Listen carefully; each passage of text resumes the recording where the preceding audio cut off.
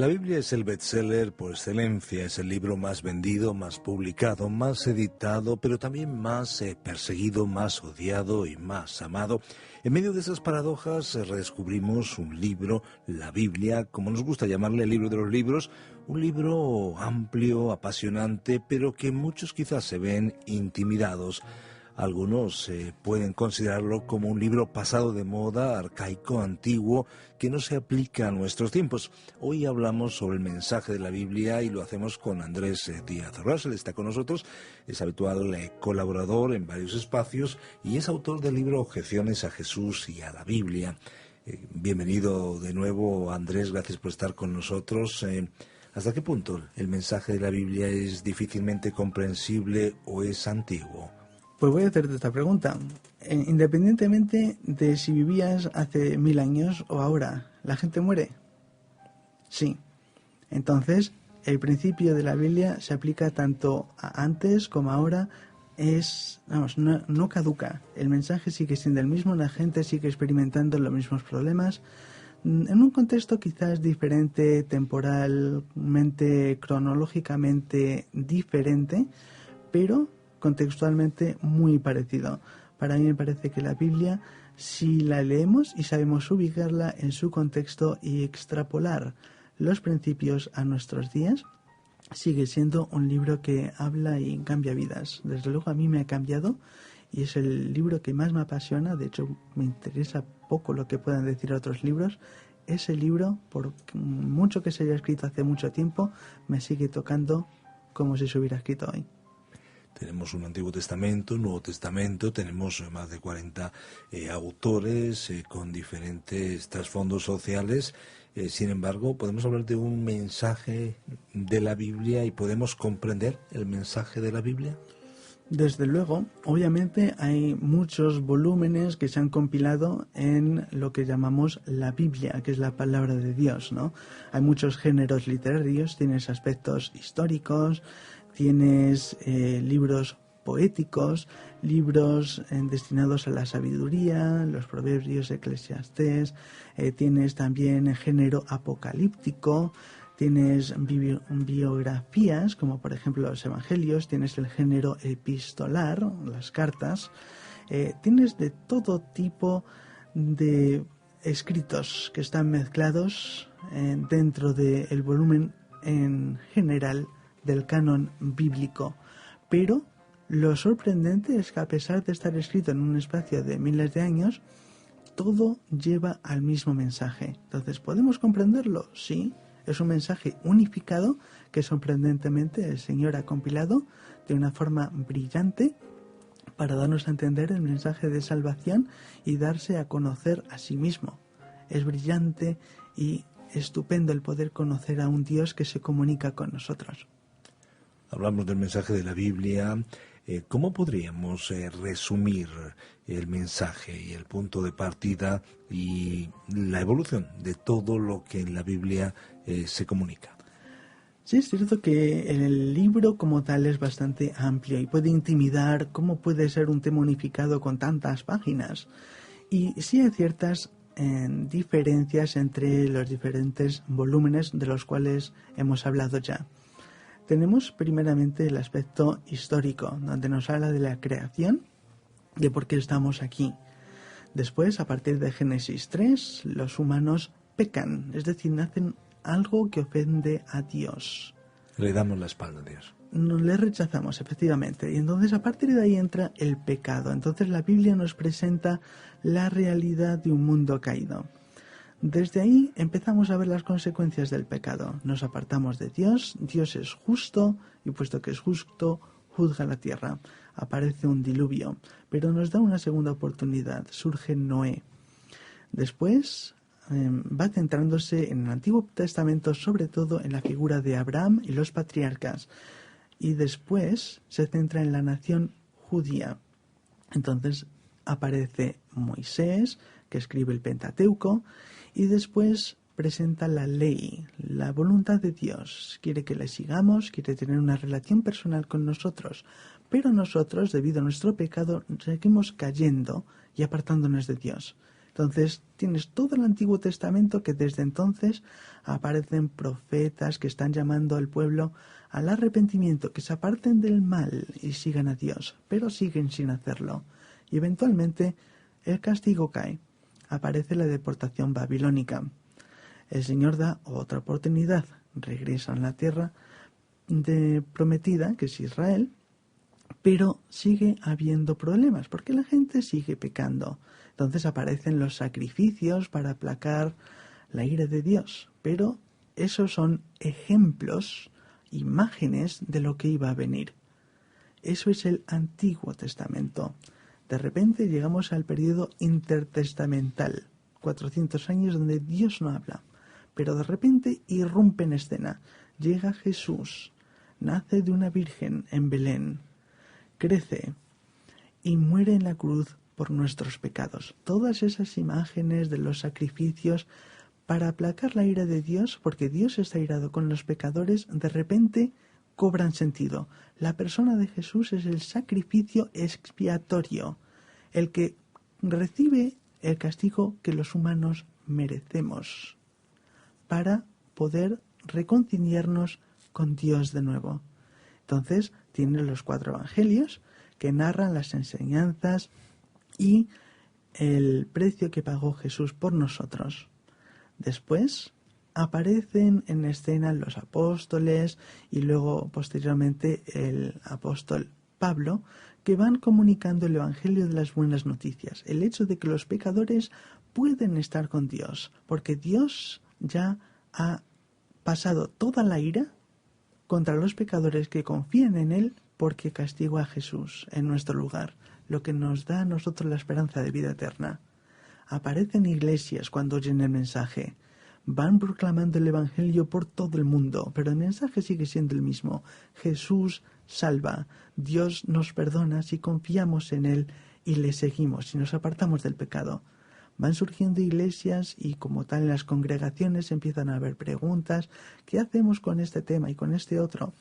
Entonces Pablo va escribiendo diferentes epístolas, ¿vale? Y después aparecen otras epístolas universales, como por ejemplo tienes primera y segunda de Pedro, primera, segunda, tercera de Juan, Judas, que van a clarificar todos estos temas. Avisan de peligros de doctrinas falsas.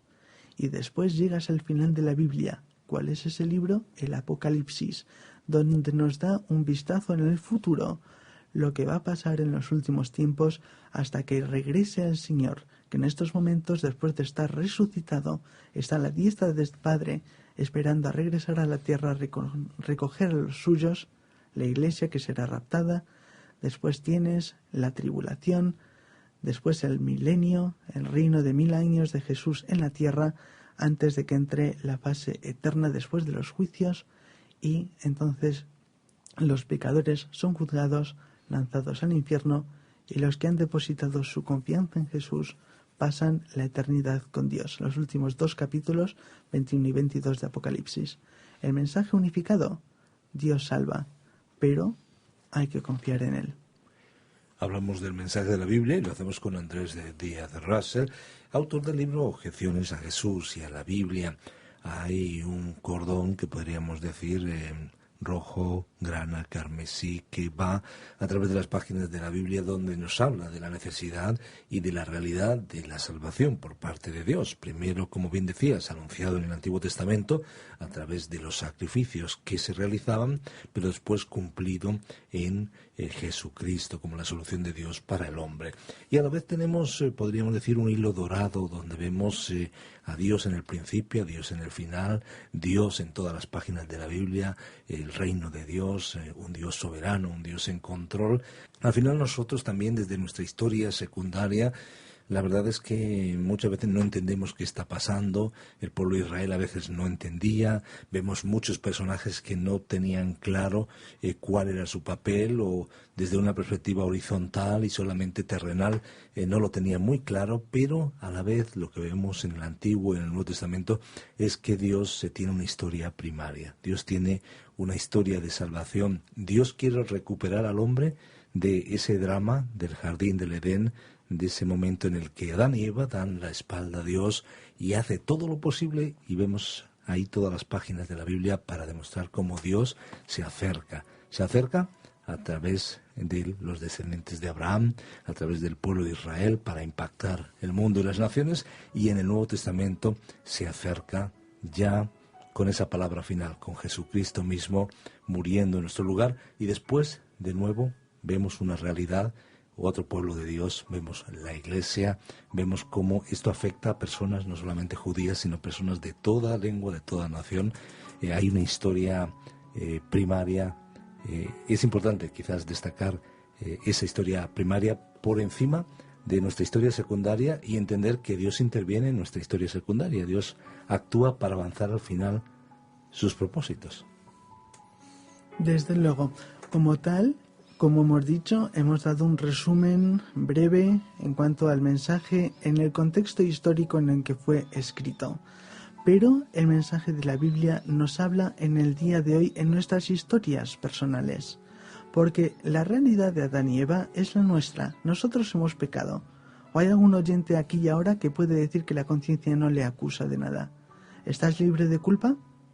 Yo puedo reconocer que no.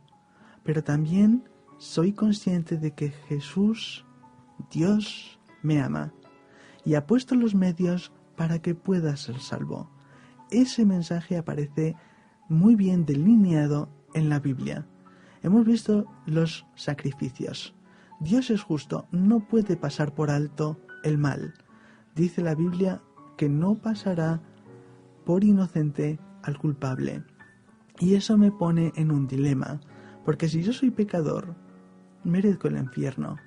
Apocalipsis 20 del 11 al 15 habla de el hecho de que los que no han confiado en Jesús, los que le han rechazado a pesar de ese mensaje que está ahí en la Biblia y que nosotros ignoramos, estas personas son lanzadas al lago de fuego, la segunda muerte. Pero ese es el mensaje de la Biblia. Está allí como una señal de peligro. No para que acabemos ahí, sino para que reaccionemos mientras podamos y corramos al Salvador. Jesús pagó ese precio, murió en nuestro lugar. Y ese mensaje es personal. No hablemos del contexto histórico, esto se aplica a ti, querido oyente, ¿vale? Este mensaje es para ti. Jesús te ama, conoce tu pasado, conoce tu futuro y sabe que no mereces la salvación. Pero por gracia, por favor inmerecido de Dios, te ofrece esa salvación en el día de hoy.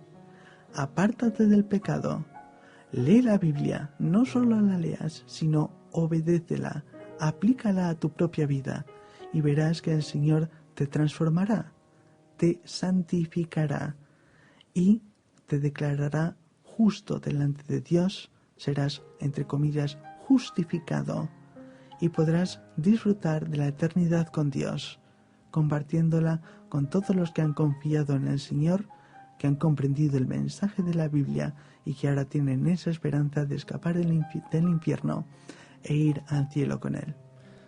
Jesús habla de una vida para la eternidad, pero también de una vida abundante aquí y ahora. Y vemos muchos aspectos relevantes de la Biblia que nos habla de cómo ser mejores padres, mejores hijos, mejores esposos y esposas, mejores ciudadanos. La verdad es que en la Biblia Dios tiene un mensaje para aquí y ahora, abundante y para la eternidad. Efectivamente, como digo, la Biblia es un libro que cubre todo, ¿vale? Yo no tengo palabras para poder explicarlo. Es un libro que es fascinante. Me guía en situaciones del día a día de forma que yo me quedo boca abierto. ¿Cómo es que un profeta que haya vivido hace miles de años me pueda estar hablando en un contexto tan actual, de una forma tan viva?